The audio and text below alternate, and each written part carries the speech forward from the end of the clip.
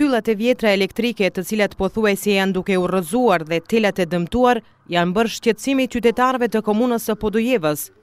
Thonë se kjo gjendje është tash e sa vjet dhe nuk është ndërmarr asgjë në këtë drejtim. Rryma është shumë e dobët. Problem tjetër është edhe rreziku. Këtu bëshin edhe shkollat që janë. Keci ka unë që kena me rregullu këtë çështje. Këto janë shtylla që unë 20 vjet i kom fëmijat. Prej si kam qenë fëmijë, mbaj mend që këto shtylla janë këtu.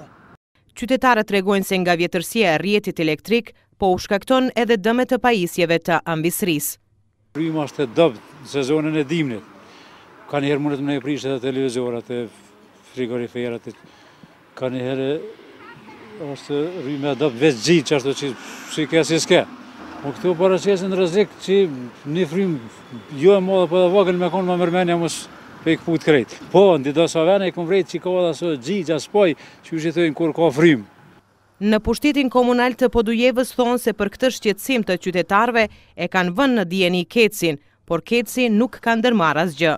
Rrjeti elektrik në komunën e Podujevës, sidomos në fshatra, është diku në viteve 70-60, shtyllat e kalbura të rrjetit elektrik paraqesin rrezik permanent. Pastaj telat përquës të rrymës janë tepër të hollë dhe furnizimi me rrymë është tepër i tensionit ullët. Komuna është drejtuar me shkresa, ka pas edhe takime përfaqësuesët e Kecit.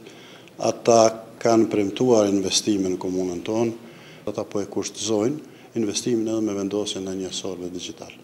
Keci muaj më parë ka vënë shtylla të reja elektrike afër shtyllave të vjetruara, por ende nuk i ka vënë në funksion ato.